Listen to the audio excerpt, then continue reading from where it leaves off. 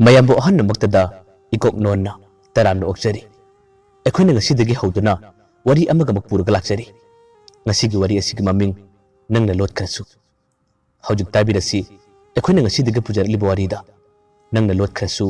ꯑꯍꯥꯟꯕ ꯇꯥꯡꯀꯛ ꯃꯤꯄꯨꯝ ꯈꯨꯗꯤꯡꯃꯛ ꯁꯣꯏꯗꯕ ꯂꯥꯟꯗꯕ ꯍꯥꯏꯕꯁꯦ ꯂꯩꯔꯝꯒꯗ꯭ꯔꯥ ꯑꯃꯠꯇ ꯂꯩꯔꯝꯂꯣꯏ ꯀꯔꯤꯒꯨꯝꯕ ꯊꯧꯗꯣꯛ ꯅꯠꯇ꯭ꯔꯒ ꯀꯔꯤꯒꯨꯝꯕ ꯃꯇꯥꯡ ꯑꯃꯗ ꯑꯗꯨꯝ ꯁꯣꯏꯕ ꯂꯥꯟꯕ ꯍꯥꯏꯕꯁꯦ ꯃꯁꯥꯅ ꯇꯥꯕꯅꯤ ꯑꯗꯨꯕꯨ ꯉꯁꯤꯗꯤ ꯑꯩꯅ ꯊꯥꯡꯂꯤꯕ ꯈꯣꯡꯊꯥꯡ ꯑꯁꯤꯕꯨ ꯇꯁꯦꯡꯅꯃꯛ ꯑꯩꯒꯤ ꯄꯨꯟꯁꯤ ꯃꯥꯡꯅꯕ꯭ꯔꯥ ꯑꯩꯒꯤ ꯄꯨꯟꯁꯤꯕꯨ ꯂꯩꯈꯥ ꯇꯥꯅꯕ ꯊꯥꯡꯖꯤꯟꯖꯔꯤꯕ꯭ꯔꯥ ꯍꯥꯏꯗꯨꯅ ꯀꯅꯥꯒꯨꯝꯕ ꯃꯤꯑꯣꯏ ꯑꯃꯈꯛꯇꯤ ꯑꯗꯨꯝ ꯈꯜꯂꯒ ꯂꯩꯈꯤꯕꯁꯨ ꯌꯥꯎꯏ ꯊꯥꯡꯂꯤꯕ ꯈꯣꯡꯊꯥꯡ ꯈꯨꯗꯤꯡ ꯃꯥꯏꯊꯤꯕ ꯀꯌꯥ ꯑꯃꯅ ꯃꯥꯒꯤ ꯁꯔꯨꯛ ꯑꯣꯏꯈꯤ ꯑꯔꯦꯡ ꯑꯔꯦꯡ ꯄꯨꯊꯈꯤ ꯑꯁꯨꯝꯅ ꯃꯥꯏꯊꯤꯕ ꯀꯌꯥ ꯑꯃ ꯊꯦꯡꯅꯈꯤꯕꯅ ꯄꯨꯟꯁꯤꯗ ꯅꯤꯡꯉꯝꯗꯕ ꯑꯋꯥꯕ ꯀꯌꯥꯗꯨꯅ ꯑꯩꯕꯨ ꯂꯧꯁꯤꯟꯕꯤꯔꯣ ꯀꯔꯤꯒꯤ ꯑꯁꯨꯝꯅ ꯋꯥꯍꯜꯂꯤꯕꯅꯣ ꯍꯥꯏꯗꯨꯅ ꯃꯩꯆꯥꯛ ꯄꯨꯈꯤꯕ ꯃꯤꯑꯣꯏ ꯀꯌꯥ ꯑꯃꯁꯨ ꯑꯗꯨꯝ ꯌꯥꯎꯔꯤ ꯅꯪꯁꯨ ꯑꯩꯁꯨ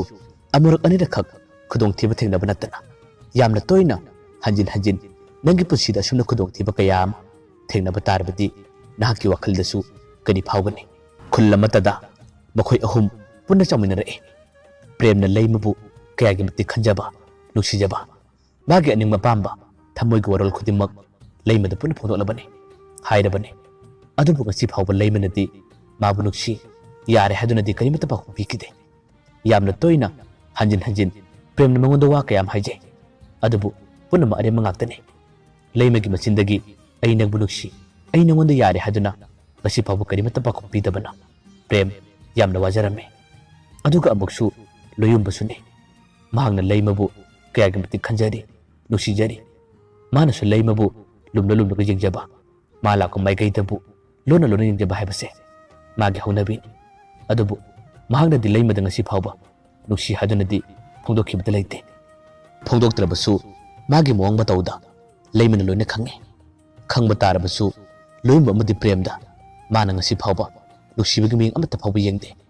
कौनबा ngangnaba wari sanabadi मखोय अनिमक पुन्ना सानै प्रेमना मंगोंदा नुसी हादुना फोंदोखिबा तारबसु लैमना अइना यानिंगदे अइना पामजदबा नुपाने हादुना माना प्रेमदा ngang चैबा अमदि प्रेम उनबा मतमदा कौदबा हाइबदुदि तौरमदे थेंगनबा मतमदसु अदुम कौवे अदुगा लोयुंबगसु बरक बरकता पुल्ले वरी सानै लैमना खल्लिबा माना येंगलिबा मिएंगसे करिनो हाइबा प्रेमना ngasi फावबा करिमता खंगबा ngamde matam kaya ama hawkhibagi tungda loyumbasu ngasidi magi aningba pamba magi nusijaba kaya se leimada phongdokjage hadunadi adum khalle adubu phongdokpadi ngamde ikaijaba pakhatjaba kaya aduna ngasi phawba mahak phongdoktana adum lakle leimadi ta sengna mak yamma nungaina ningkha tamna kethok muthona hilakpu nupini mahakki mathakta mase ama leiri aduga makhadana mapa amane magi aningba pamba khutimbak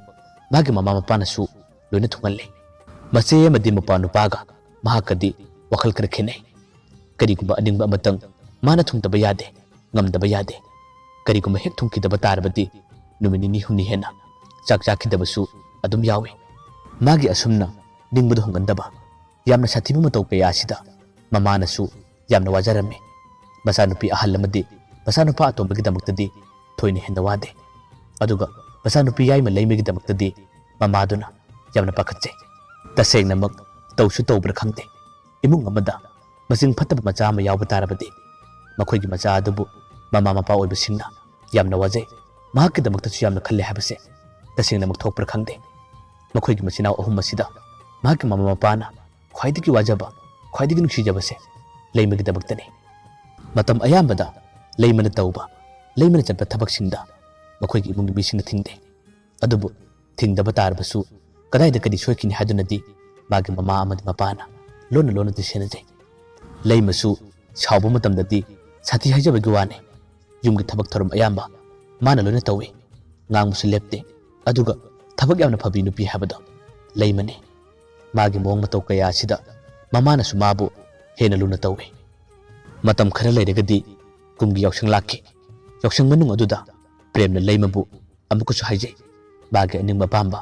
मागे थमोयगी वरल कया अमा लैमदा फोंदोए अदुबु लैमना मंगोंदा यामना करेमना अदुम हाइरे मागे अनिंगमा पांबसिंग मागे थमोयगी वरल खुदिमक पुन्ना अरेम ताहल्ले नुति निमित खुदिंगी निमित हुमनि मरिनेसे प्रेम अदुम लाकपने अदुबु लैमगी पाखुमदि अमत ओइकिबना प्रेम कछु उपाय लेकिदे Lemna फना याद्रबसु प्रेम मागे अनिंगबदी खक होंकिदे नोंग नत्रग नोंगबदी माना इंगोंदा सोइदना नुसी हरकिनी हादुना प्रेम अदुम गाजखे यौसंग मनुंग अदुदा लुयुंबसु नोंग लाखे अदुगा लेमेगी मनाक चंगदुना माकसु लेमदा वरी कयाम सारे अदुबु लुयुंबदी ngasi फावबा मागी थमोइक अनिंगबा पांबा मागी नुसीजबा कया अदुदी लेमदा करिमता हाइदे यामना चमना लेमदा वरी कयाम साबने लेमसु फजन अदुम खुमे चलमदाय मतम अदुदा लुयुंबना लेमदा फजन हाइजरमे लेमा अई नंगोंदा कइनमता हाइगेबा मतम अदुदा लेमसु यामना चमना खुमे करी हाइनिंगबनो हेक्ता हाइरउने अदुमना हाइरकु मतमददी यामना अरुबा वा का हाइगदबा माले ngahaktan wakal munna khallabagi tungda luyumbana amuk tamna hairi leima ai nangonda aber taigeba adumna hairakpadane leimadi yamna kanna hauna nogle aduga leimana makhome is yamna aruba kamalaga adugi oire kadai nangi aber dupiro adugi motta ai noine taibige asumna hairaga luyumbana pairiba aber dubu leimana mulle aduga luyumbagi makata aduda leimana tashilame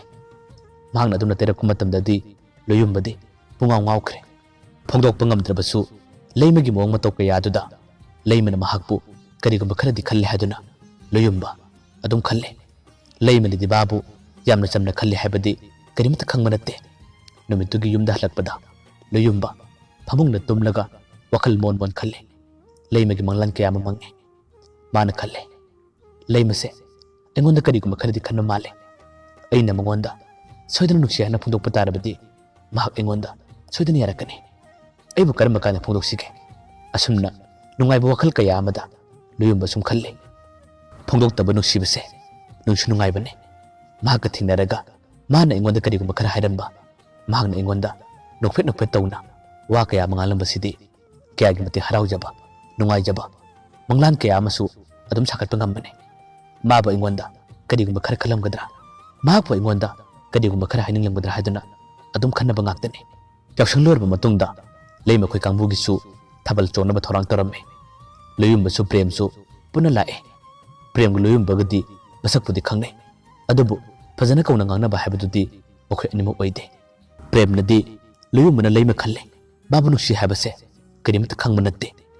अदुगा लुयुंबनदी प्रेमना lemma बु हांगे मंगोंदा पाव कया मपीखे हाइबदी लुयुंबदे खंगे मासु ममानबी कया अमददी पावलोरुबने लेमगा प्रेमगा खंगना खरबरा नुसीना खरबरा हादुनदी वा कया महंगे नुसीनदे Lemna माबु यादे हादुना पखुम कया मपिरकपदा लोयुंबा वखल नुंगाइरिबने हराउरिबने थबल चोंग मनुंग अदुदसु नकल्लमदना प्रेम अदुगा नकल्लमदना लोयुंबने लोयुंबदे lambda करिमता worry सादे अदुगा प्रेमदे थबल चोंग मतमदसु लेमदा वरी कया मसाले बागे थमोइगा अनिंग मपामु खुदिमक लेमदा फजना फोंदोले लेमा करिमता थवा सादे खुमदे खुम्बा तारबसु फागिता थोलगा अदुम खुम्बे माना अदुमना करेमनबा लग्नबा मोंग मतौ कया दुदा